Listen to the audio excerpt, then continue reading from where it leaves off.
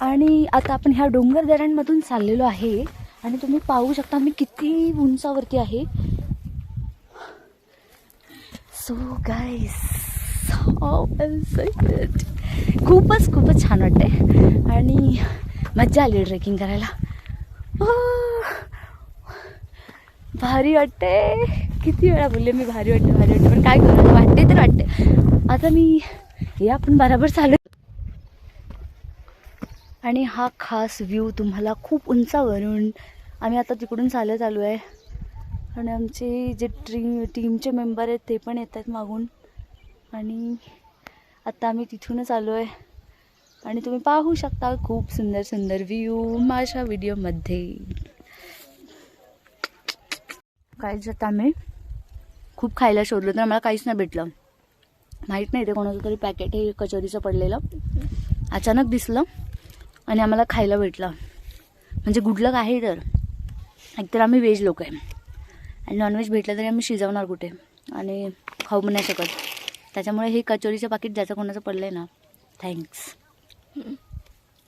खुश झालो आम्ही.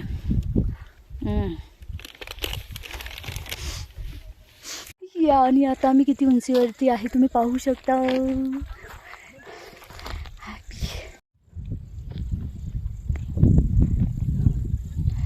आणि हा व्ह्यू खास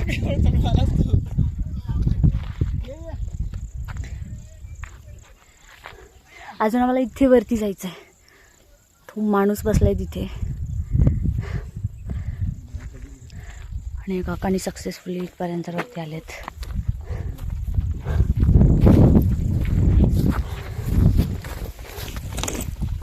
अजून हलका गेला आणि एवढा सुंदर नजारा फक्त खास तुमच्यासाठी. आणि तुम्हीसुद्धा जा स्वतः ट्रेकिंगला आणि तुम्हीसुद्धा असा तुमच्या डोळ्यांनी तिथे समोरासमोर पाहून त्या. आता आपण पोचलेलो आहे आपल्याला जिथे पोचायचं होतं वरती टॉपला तिथे. आणि आता पुढील माहिती तुम्हाला जे आमचे मंथन सर होते जे आमचे गाईड होते ते तुम्हाला देतील. ती पूर्ण ऐका तुम्ही. ओके. 3 जिल्ह्यांच्या बॉर्डरवर येतो. ठाणे, पुणे, नाशिक या तिन्ही जिल्ह्यांच्या बॉर्डरवरती हा किल्ला येतो. या साईडला आहे ठाणे, इकडे पुणे आणि इकडे नाशिक असे 3 जिल्हे बरोबर. आणि आता आपण ज्या ठिकाणी आहोत आता आपण पुण्यात आहोत. म्हणजे पुणे जिल्ह्यातील सगळ्यात उंच शिखर म्हटलं जातं तारामती शिखराला. त्याच्यानंतर येतो तोरणा किल्ला येतो 2 नंबरला. म्हणजे सगळ्यात हायटेड डोंगर बघायला गेलं तर. म्हणजे आता याचं भौगोलिक स्थान बघायला गेलं तर ओके तर याची हाईट जी आहे किल्ल्याची हाईट आहे 4000 आणि आपण ज्या ठिकाणी आता उभे आहोत त्याची हाईट आहे 4850 फीट.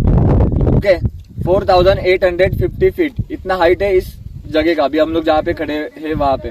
ओके. आता जसं सांगायला गेलं तर या गडाचा जो इतिहास आहे इतना एवढा कुतूहलजनक आहे तेवढा त्याचा भूगोल बी खूप विस्मयकारक आहे. तर या गडाला जवळपास 3 ते 4000 वर्षापूर्वीचा इतिहास लाभलेला आहे. म्हणजे जवळपास 3.5 वर्षापूर्वी म्हणजे महाभारतामध्ये पण म्हणजे अग्निपुराण असेल किंवा आपल्या विष्णू पुराण असेल या पुराणांमध्ये पण या किल्ल्याचा उल्लेख आढळला जातो. आता तुम्ही पाहू शकता या किल्ल्याचं रौद्र रूप म्हणजे काय. जवळपास या किल्ल्याला तटबंदी पाहायला भेटते कुठे नाही पाहायला भेटते. कारण की याची जी तटबंदी याची जी कडे हे एवढे भीषण आणि एवढे रौद्र रूप आहेत की गरजच नाही की याला तटबंदीची याला गरजच नाही या गडाला. गडाचा इतिहास बघायला गेला तर जवळपास मराठी आणि इंग्रज यांच्या व्यतिरिक्त इकडचा जो आदिवासी समाज आहे जिथे आपण आता जेवण केलं म्हणजे नाश्ता केला इथे जे खाली जे ट्रायबल एरियाज आहे जे आदिवासी समाज आहे यांना आदिवासी कोळी समाज म्हणजे महादेव कोळी समाज असं संबोधलं जातं. तर त्या काळामध्ये महादेव कोळी समाजाकडे हा किल्ला होता. बरेच वेगळी रतनगड असेल रतनगड तुम्ही ऐकलं असेल. कलाडगड आहे. कलाडगड कोणत्या साईडला आहे सांगतो मी तुम्हाला. कलाडगड असेल किंवा रतनगड आहे किंवा हा हरिश्चंद्रगड आहे हे महादेव कोळी समाज इकडचा जो समाज आहे त्यांच्या ताब्यामध्ये होता. म्हणजे इंग्रज आणि मराठे जेव्हा हा किल्ला मोगलांकडे होता तेव्हा जवळपास मग इकडच्या समाजाने म्हणजे 1747 ते 1748च्या आसपास हा किल्ला इकडच्या महादेव कोळी समाजाने म्हणजेच मराठ्यांनी जिंकून घेतला मोगलांकडून. आणि त्या किल्ल्याचे किल्लेदार होते कृष्णाजी शिंदे. हे त्या किल्ल्याचे पहिले किल्लेदार झाले. त्याच्यानंतर या किल्ल्याचे जे शेवटचे किल्लेदार होते ते रामजी भांगरे. पांगरे, रामजी पांगरे या किल्ल्याचे शेवटचे किल्लेदार होते. तर 1818 मध्ये हा किल्ला पुन्हा गेला इंग्रजांकडे. हा किल्ल्याचा हा सिंपल इतिहास आहे. जवळपास छत्रपती शिवाजी महाराजांचा इथे उल्लेख हे खूप कमी आढळतात. आणि महाराजांनी हा किल्ला म्हणजे किल्ला बघायला गेला तर खूप मोठा किल्ला आहे. किल्ल्यावरती 21 वाटा आहेत. 21 वाटा आहेत. 21. त्यामध्ये आपण ज्या वाट्याने आलो तो 5 नाही. जिस रूट से हम लोग आए वो रूट का नाम था 5 नाही विलेज. तसंच सगळ्यात डिफिकल्ट जर बघायला गेला रूट तर सावर्णे रूट, तारामती गड या दोन जे रूट आहेत हे सगळ्यात डिफिकल्ट ट्रेक म्हणजे डिफिकल्ट रूट मानले जातात या गडावरचे. त्याच्यानंतर माकडनाळ ऐकलं असेल तुम्ही, नळीची वाट जी आपल्याला आता कोकणगडावर दिसेल. कोकणगडाला गेल्यानंतर राईट साईडला असणार आहे ती आहे नळीची वाट आणि जी लेफ्ट साईडला असणार आहे ती माकडनाळ. ती तिथे गेल्यावरती मी सांगेल कोणती नळीची वाट आहे आणि कोणती माकडनाळ आहे ते. ओके. परत बेलपाडा आहे, बेलपाडा रूट आहे, खिल्लेश्वर रूट आहे, परत त्याच्यानंतर तोलारखिंड रूट आहे. त्याच्यानंतर बघायला गेलं तर परत बैल घाट आहे, सादले घाट आहे. असे बरेचशा घाट आहेत, बऱ्याचशा वाटा आहेत या किल्ल्याला म्हणजे वरती चढण्यासाठी. आणि खूप मोठा किल्ला, विस्तीर्ण असा म्हणजे खूप मोठा किल्ला आहे. या किल्ल्यावरनं बरेच अशा ठिकाणी आढळतात. आणि हा या किल्ल्यावरती इंद्रवज्र तुम्ही ऐकलं असेल पाहायला भेटतो. मग हा इंद्रवज्र कधी पाहायला भेटतो? मान्सूनच्या आधी किंवा मान्सूनच्या नंतर. याचं रिझन असतं की जे आपले हे असतात जो कोकणगड आहे त्या कोकणगडाचे इथे जे ढग आहेत ते अडवले जातात. आणि कोकणगडासाठी जेव्हा तो इंद्रवज्र तुम्हाला पाहायचा असतो तर अशा वेळी जो सूर्य आहे तो तुमच्या मागे असायला पाहिजे, बरोबर. आणि तुमची जी सावली आहे ती ढगांवरती पडली पाहिजे, तेव्हाच तुम्हाला तो इंद्रवज्र पाहायला भेटतो. समजलं? इंद्रवज्र कधी पाहायला भेटतो तर जो इंग्रज अधिकारी आहे त्या इंग्रज अधिकाऱ्याने 1835 मध्ये, नाव आठवत नाही मला, 1835 मध्ये त्याला इंद्रवज्र पहिल्यांदा इथे दिसलेला आहे हरिश्चंद्र गडावरती 1835 मध्ये. ओके. 1835 में जो इंद्रवज्र दिखा था, जो एक ब्रिटिश ऑफिसर था उसको यहाँ पे दिखाई गया था जो इंद्रवज्र था. या गडावर दिसणारे ठिकाण कोकणकडा का म्हणलं जातं? कोकणकडा कोणाला माहिती आहे? कोकणकडा असं का म्हटलं जातं? कोकणाच्या दिशेने म्हणून, बरोबर. आता याचा जो फेस आहे त्या कड्याचा टुवर्ड्स कोकण आहे. या साईडला मागे कोकण आहे. ती पूर्ण लाईन दिसते, एक रेस दिसते पूर्ण व्हाईट कलरची. ओके.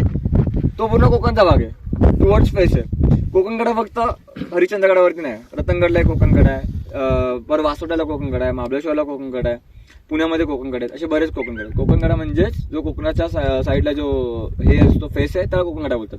घाटवाटा पण बरेच. आता घाटवाटा म्हणजे काय?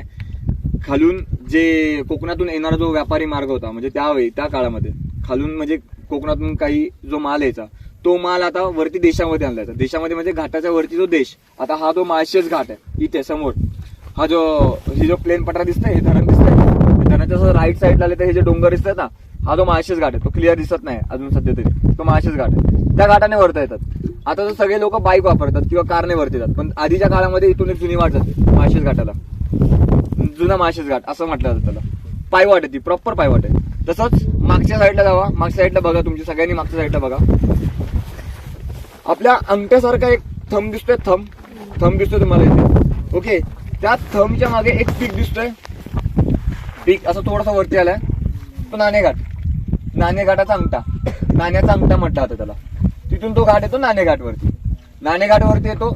तसंच त्याच्या लेफ्ट साईडला काही डोंगर दिसतात, काही पीक दिसतात, त्याच्या मागे जीवधन आहे. ओके. आता त्याच्या थोडस खाली या एक तुम्हाला असं स्क्वेअर मध्ये एक डोंगर दिसतोय, खाली दिसतोय सगळ्यांना, जीवधन आहे, भैरवगड आहे. असं या साईडला आपण आलो हळूहळू तर निमगिरी, सावंत, परत सिंधुळा, त्याच्यानंतर मग इकडे शिवनेरी, तो बघा शिवनेरी दिसतोय तिकडे. तर पुढे गेल्यानंतर एक खिंड तयार झाली आहे, त्याच्यामध्ये जो डोंगर दिसतोय तो शिवनेरी किल्ला. ओके. तो आहे शिवनेरी. असे बरेचसे किल्ले पाहायला भेटतात. निमगिरी आहे, चावंड आहे, परत हडसर आहे, हे असे बरेचसे किल्ले आहेत तिकडे पाहण्यासारखे आहेत. ओके. त्याच्यानंतर इकडे लेफ्टला या, लेफ्टला या, मागे असे 3 डोंगरांची रांग दिसते मागच्या साईडला. या डोंगरांच्या मागे 3 डोंगरांची रांग. महाराष्ट्रातील सगळ्यात अवघड किल्ले अलंग, मध्ये मदन आणि लास्टला कुलंग. अलंग, मदन, कुलंग. त्याच्यामध्ये एक गणपतीचा आहे, गणपतीची एक मूर्ती कोरलेली आहे. जवळपास 7.5 ते 8 फुटाची ती मूर्ती आहे. ओके. 7.5 ते 8 फुटाची एक मूर्ती ती आपण पाहायला येणार आहोत. म्हणजे 7 जे लेणी आहेत त्याच्यामध्ये. आणि हा जो पीक येतो तो कशामध्ये येतो? पुणे जिल्ह्यामध्ये येतो. म्हणजे खाली दिसतंय तुम्ही हा काळू वॉटरफॉल पाहिलाय? कोणी पाहिला काळू वॉटरफॉल? इथे ऐकल्या तरी असेलच काळू वॉटरफॉल. तो काळू वॉटरफॉल तिथे पडतो, ती व्हॅली दिसते तिथे तो काळू वॉटरफॉल पडतो तिकडे. म्हणजेच काळू नदीचा उगम पण हरिश्चंद्रगडावरती होतो. काळू आणि पुष्पावती अशा दोन रिफ्लेक्शन काय वाटतात खतरनाक पाण्यात ना.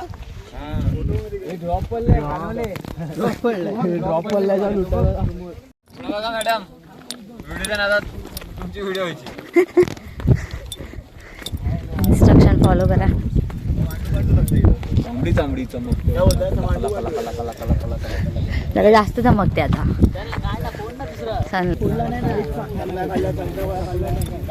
आणि अशा प्रकारे होता आमचा खूप मोठा ग्रुप, 50 जणांच्या ग्रुपसोबत आम्ही गेलेलो. आणि तुम्ही पाहू शकता इथून किती सुंदर दिसत आहे पूर्ण आभाळ, पूर्ण रंग आणि ह्या पर्वतरांगा तुम्ही पाहू शकता सह्याद्रीच्या. आणि आता आपण चालू आहे खाली.